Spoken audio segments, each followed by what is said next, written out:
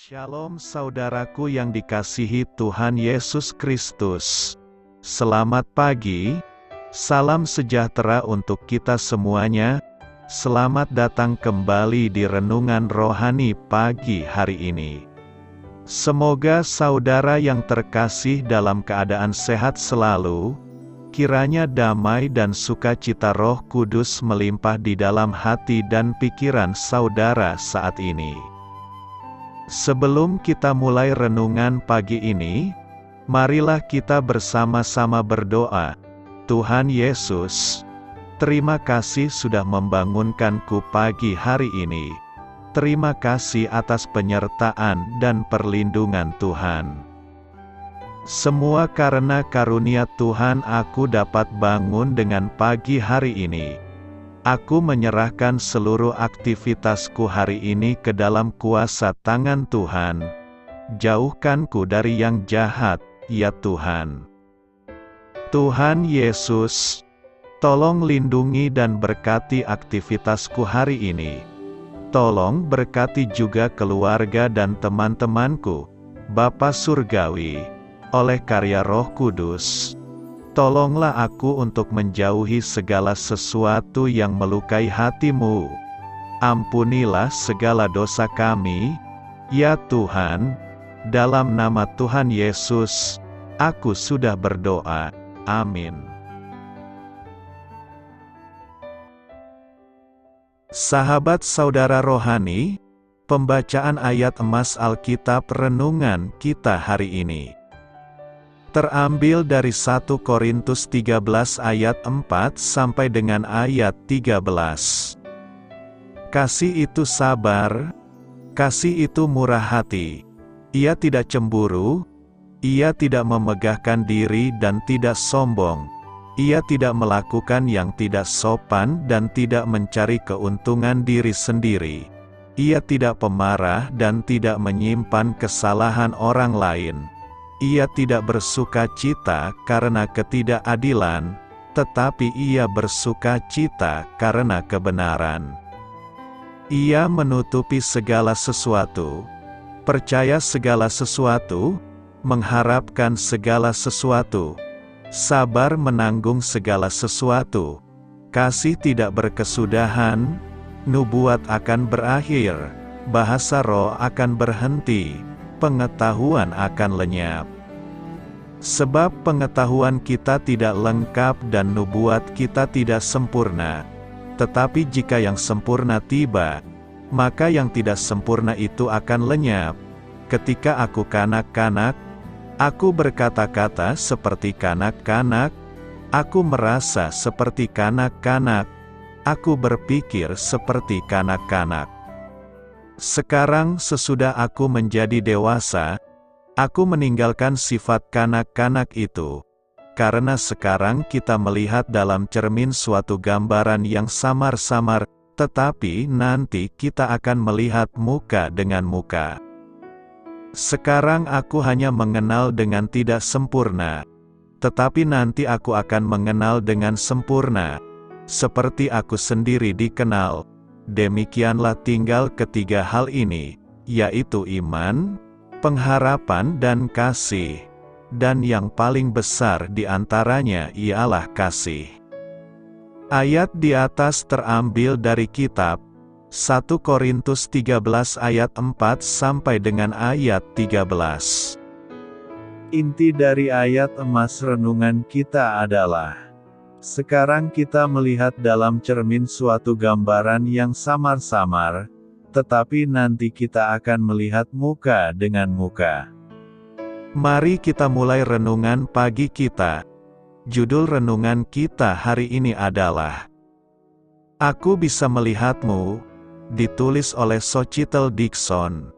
Mari kita mulai kisah inspiratif. Ahli kacamata membantu Andreas yang berusia 3 tahun memasang kacamata pertamanya. Coba lihat ke cermin, katanya. Andreas memandang pantulan dirinya di cermin, kemudian menoleh ke arah ayahnya dengan wajah gembira dan senyuman lebar. Lalu sang ayah menyeka air mata yang membasahi pipi putranya dan bertanya, "Apa ada masalah?" Andreas memeluk leher ayahnya, sambil berkata, "Aku bisa melihat ayah." Ia menarik tubuhnya, mendongak, dan menatap mata ayahnya. "Aku bisa melihat ayah." Ketika kita sungguh-sungguh mempelajari Alkitab, Roh Kudus memberi kita mata iman untuk dapat melihat Yesus, gambar Allah yang tidak kelihatan. Namun, meskipun Roh Kudus telah mencelikkan mata kita sembari kita bertumbuh dalam pengenalan akan Allah melalui kitab suci, di dunia ini kita hanya dapat melihat sekilas kebesarannya yang tak terbatas. Kita baru akan melihat Dia dengan sempurna ketika masa hidup kita di dunia telah selesai atau ketika Yesus memenuhi janjinya untuk datang kembali. Kita tidak akan membutuhkan kacamata khusus pada momen penuh sukacita itu, momen ketika kita bertemu Kristus muka dengan muka, dan mengenal Dia seutuhnya, sebagaimana Dia mengenal kita masing-masing, sebagai anggota tubuh Kristus yang terkasih, yaitu gereja. Roh Kudus akan memenuhi kita dengan iman, pengharapan, dan kasih yang kita butuhkan untuk tetap berdiri teguh, hingga saatnya kita menatap Juru Selamat kita yang hidup, sambil berkata, "Aku bisa melihat-Mu, Tuhan Yesus. Aku bisa melihat-Mu." Marilah kita renungkan di dalam hati kita, apa yang telah diungkapkan Roh Kudus kepada Anda baru-baru ini, saat membaca Alkitab. Bagaimana pertumbuhan Anda dalam pengenalan akan Allah telah mengubah Anda. Hal ini patut kamu ketahui. Dalam Alkitab terjemahan baru, 1 Korintus 13 ayat 12 menyatakan, "Karena sekarang kita melihat dalam cermin suatu gambaran yang samar-samar, tetapi nanti kita akan melihat muka dengan muka." Perhatikan ungkapan suatu gambaran yang samar-samar, yang di dalam terjemahan lama dipakai kata kelam. Dalam bahasa Yunani, kata tersebut adalah ainikma. Hanya dipakai di sini di dalam Perjanjian Baru. Asal kata enigma, yang berarti teka-teki, tidak jelas, misterius. Ada yang meyakini bahwa Paulus sedang mengacu kepada Bilangan 12 ketika ia menggunakan istilah itu. Allah meneguhkan Musa dan pelayanannya dengan perkataan berikut, "Jika di antara kamu ada seorang nabi, maka aku, Tuhan menyatakan diriku kepadanya dalam penglihatan. Aku berbicara dengan dia dalam mimpi, bukan demikian hambaku Musa. Berhadap-hadapan aku berbicara dengan dia, terus terang, bukan dengan teka-teki, dan ia memandang rupa Tuhan." Mengenal diri dengan sempurna, 1 Korintus 13 ayat 12 berkata, "Karena sekarang kita melihat dalam cermin suatu gambaran yang samar-samar, tetapi nanti kita akan melihat muka dengan muka. Sekarang aku hanya mengenal dengan tidak sempurna, tetapi nanti aku akan mengenal dengan sempurna, seperti aku sendiri dikenal." Pengenalan diri dengan sempurna adalah sesuatu yang sangat sulit, karena kita tidak bisa melihat wajah diri kita sendiri kecuali melalui cermin, foto maupun video. Kita juga tidak dapat melihat bagian belakang diri kita sendiri tanpa alat bantu. Apakah kita mengingat wajah kita sendiri? Apakah kita dapat menggambarkan diri kita sendiri di dalam pikiran kita sambil memejamkan mata? Tidak sedikit orang-orang yang melihat wajahnya sendiri di cermin dan kemudian lupa akan wajahnya sendiri. Umumnya, manusia juga merasa suara rekaman mereka tidak sama dengan suara mereka yang biasa mereka dengar.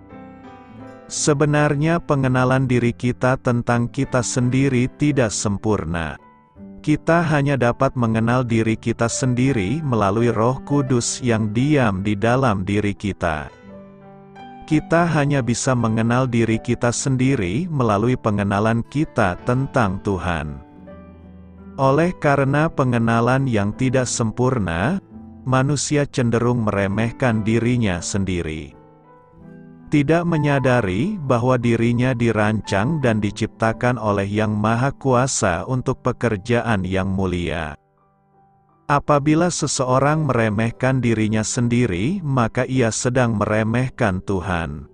Apabila seseorang tidak menghargai dirinya sendiri, maka ia sama dengan tidak menghargai Tuhan yang menciptakan dirinya. Sebagian besar orang ketika mereka bercermin, mereka tidak merasa puas dengan penampilan diri mereka sendiri. Sebenarnya diri kita yang berada di dalam cermin bukanlah diri kita yang sebenarnya, melainkan hanya berupa pantulan tentang diri kita.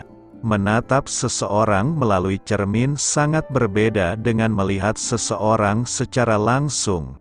Saat melihat seseorang melalui cermin, kita akan merasakan adanya sebuah ganjalan, bahwa orang yang berada di dalam cermin tidak semenarik orang yang sebenarnya. Kita tidak mungkin bisa mengenal diri kita dengan sempurna jika menggunakan cermin yang salah. Tetapi jika kita menggunakan cermin yang benar dan tepat, maka kita bisa mengenal diri kita dengan sempurna. Cermin yang tepat dan benar untuk melihat siapa diri kita yang sebenarnya di hadapan Tuhan adalah firman Tuhan. Firman Tuhan adalah cermin terbaik untuk mengenal diri kita secara sempurna. Karena itu, bercerminlah setiap hari kepada firman Tuhan agar hidup kita semakin bertumbuh menuju kesempurnaan.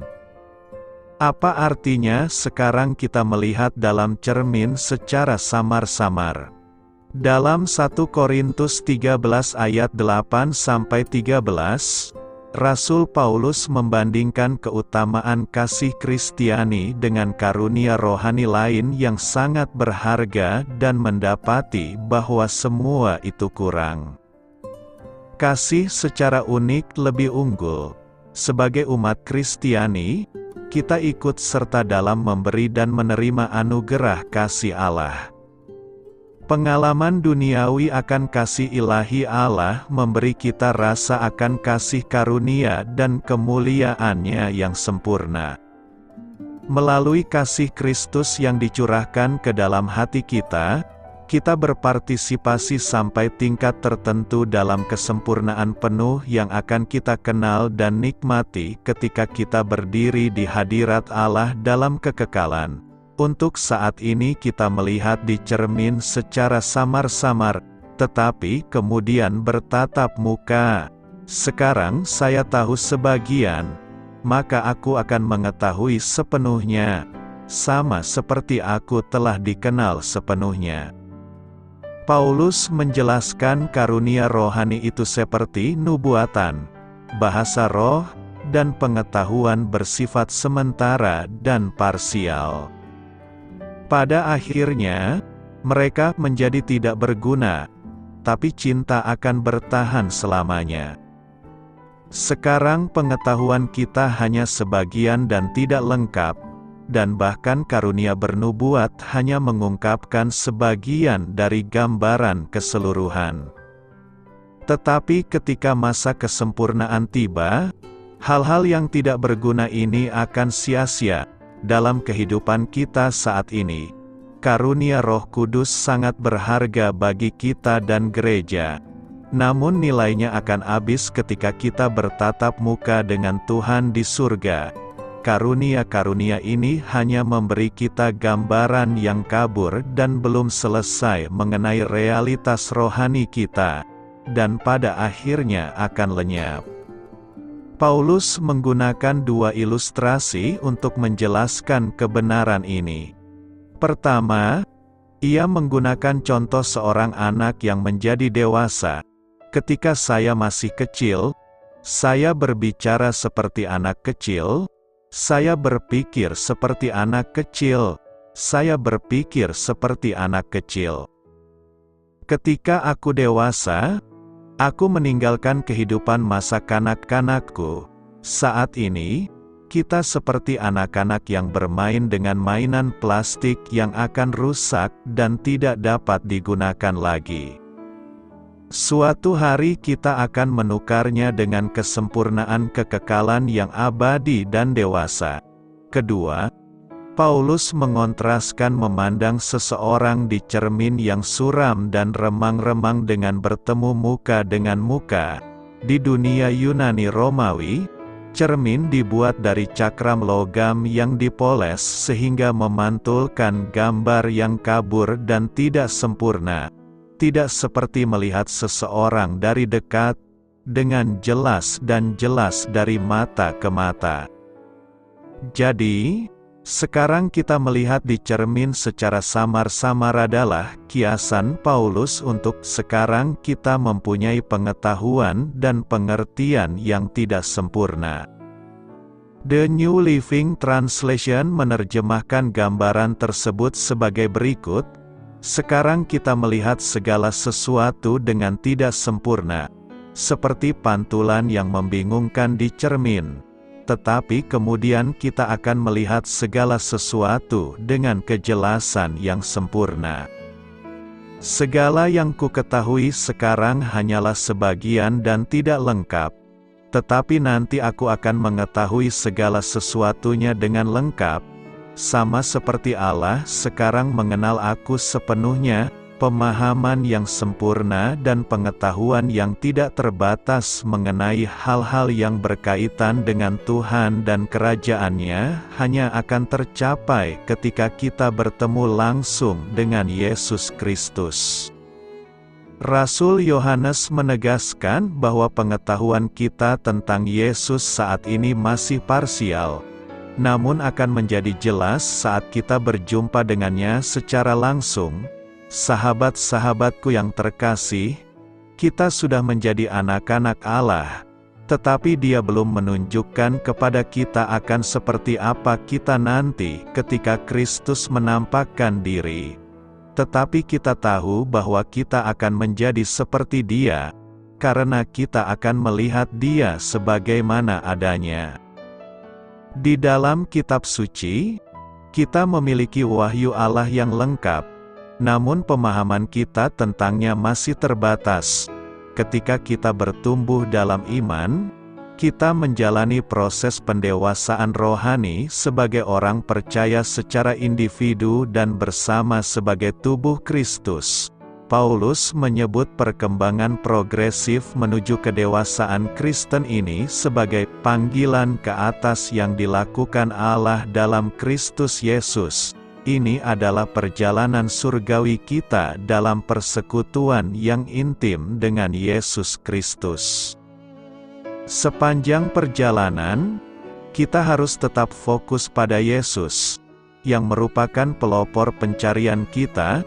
Dia menunjukkan jalan melalui ketaatannya yang sempurna kepada Bapa sebagai penulis dan penyempurna dari iman kita. Dia tidak hanya mengilhami kita, tetapi Kristus juga memberdayakan kita untuk bertumbuh menuju tingkat surgawi kita.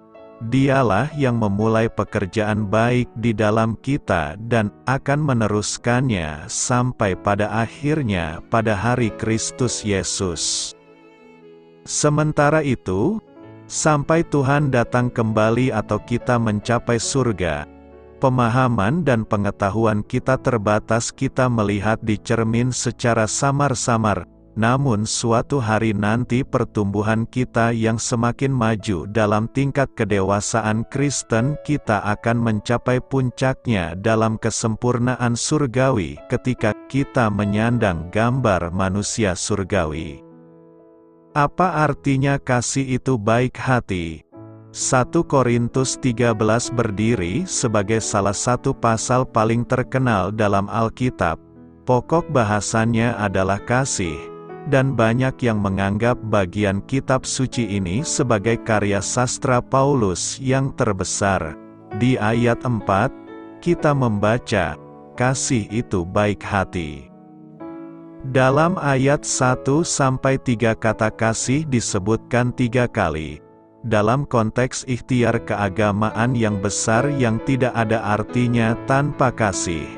Kemudian, Paul mulai melukiskan gambaran tentang sifat-sifat cinta, dan salah satu sapuan kuasnya yang pertama mengungkapkan bahwa cinta itu baik. Kebaikan dicatat sebagai bagian dari buah roh.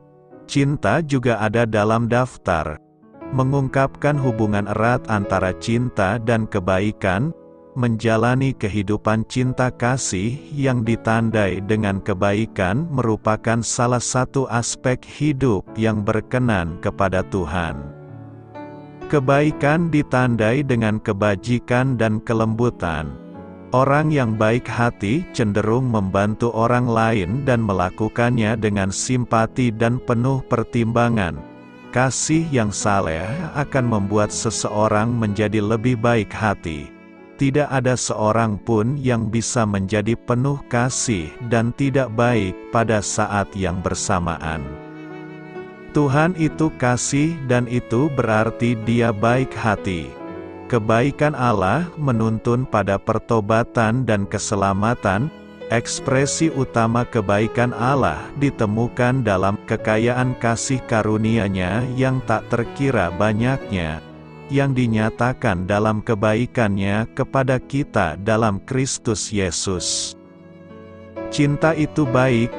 Semoga Tuhan memenuhi kita dengan kasih-Nya sehingga kita bisa menjadi orang yang lebih baik hati, lebih pemaaf demi kemuliaan-Nya. Kasih. 1 Korintus 13 ayat 4 berkata, kasih itu sabar, kasih itu murah hati, ia tidak cemburu, ia tidak memegahkan diri dan tidak sombong. Definisi kasih ada banyak, namun mempraktikkan kasih tidak begitu banyak. Kasih bisa saja kaya akan definisi, tetapi miskin dalam tindakan. Kasih atau cinta adalah kata yang paling sering kita dengarkan dalam hidup sehari-hari. Orang tua mengatakan, "Aku menyayangimu," kepada anak-anak mereka. Seorang pria mengatakan, "Aku mencintaimu," kepada wanita yang dikasihinya, dan sebaliknya.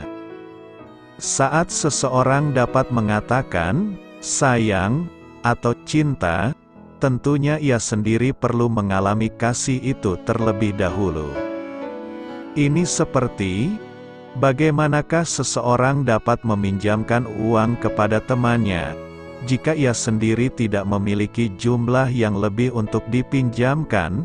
Perumpamaan tersebut juga menggambarkan bahwa seseorang tidak dapat mengasihi orang lain jika ia sendiri tidak memiliki kasih di dalam dirinya. Permasalahannya adalah di manakah dia dapat memperoleh kasih, siapakah sumber kasih, dan apakah arti sesungguhnya dari kasih. Firman hari ini menjawab pertanyaan-pertanyaan di atas. Dalam sebuah buku bagus mengenai kasih, pengarangnya melakukan percobaan kecil dengan ayat firman Tuhan hari ini. Ia mengganti kata kasih yang terdapat pada ayat 1 Korintus 13 ayat 4-8 dengan namanya sendiri. Dan kemudian ia menemukan bahwa hal tersebut menjadi sangat baik untuk kita. Kita juga dapat mengganti kasih pada ayat tersebut dengan nama orang yang kita kasihi atau nama kita sendiri. Misalnya, kekasihku sabar, murah hati, tidak kasar, tidak mencari keuntungan diri sendiri. Ia tidak mudah marah, dan tidak menyimpan kesalahan. Dia tidak berkesudahan. Kasih itu tulus hati, tidak akan memanipulasi sebuah hubungan atau menguasai orang lain. Kasih akan membuat orang yang dikasihinya memiliki kesempatan luas untuk berkembang dan menikmati hubungan dengan orang lain. Kasih juga akan membuat kita ikut bersuka cita ketika orang yang kita kasihi berhasil atau memperoleh promosi yang lebih tinggi.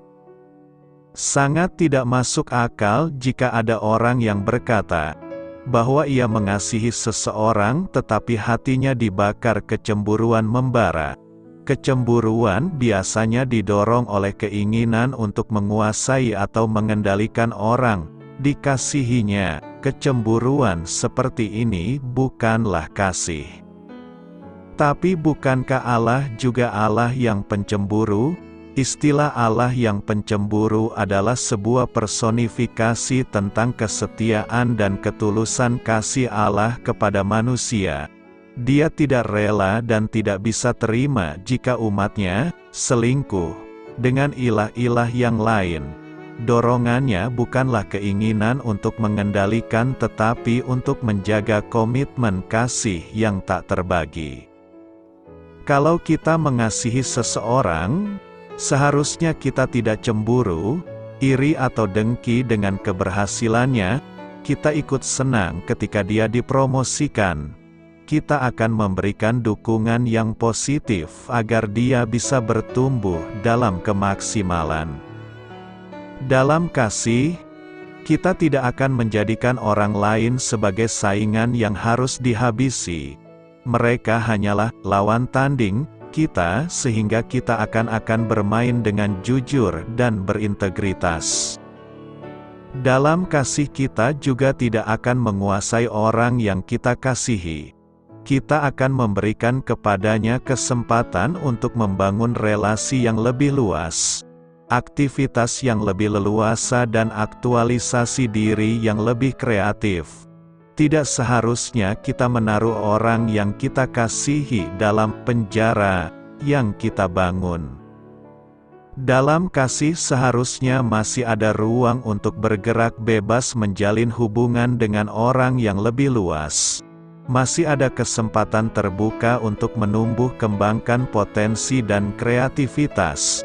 Bahkan masih tersedia waktu untuk menyendiri dan berdiam diri bersama Tuhan. Karena itu, lakukanlah kasih itu bukan sebatas dipahami dan dimengerti. Doa saya menyertai saudara sekalian. Marilah kita menyampaikan doa syafaat. Tuhan Yesus, tolonglah aku untuk melihat-Mu dengan lebih jelas dan mengenal-Mu dengan lebih intim, saat aku setia melangkah bersama-Mu di dunia ini dan hingga tiba saatnya Engkau memanggilku pulang atau Engkau datang kembali. Amin. Sampaikan harapan dan permintaan saudara kepada Tuhan.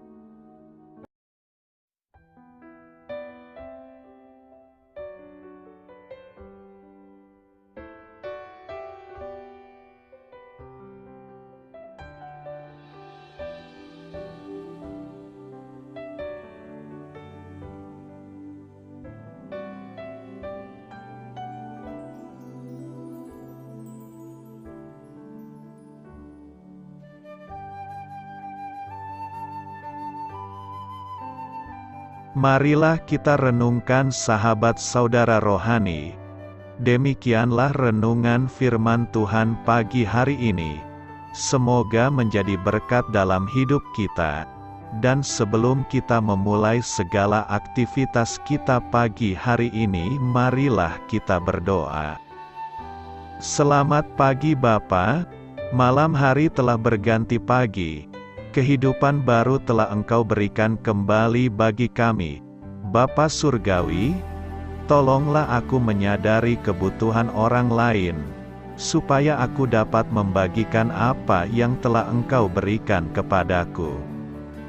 Pada saat aku membutuhkan, berilah aku keyakinan bahwa Engkau akan mencukupkanku, melalui orang-orang yang mengasihi-Mu, bukan karena kami pantas atau layak, namun karena kasih karunia-Mu kami boleh ada, sebagaimana kami ada di pagi hari ini.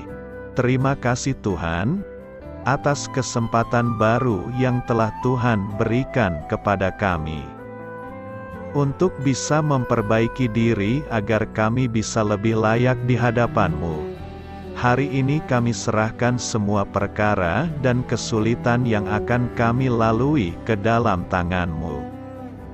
Biarkanlah kami bisa memuliakan-Mu dalam segala aktivitas yang akan kami lakukan. Amin. Biarlah firman Tuhan menjadi pengingat untuk kita semua, bahwa tuntunan dari Roh Kudus akan selalu memberi jalan keluar bagi setiap permasalahan hidup kita, dan memberi kedamaian di hati kita. Sampai jumpa di renungan pagi saudara rohani berikutnya. Kiranya Tuhan selalu memberkati saudara semua hari ini. Amin. Shalom.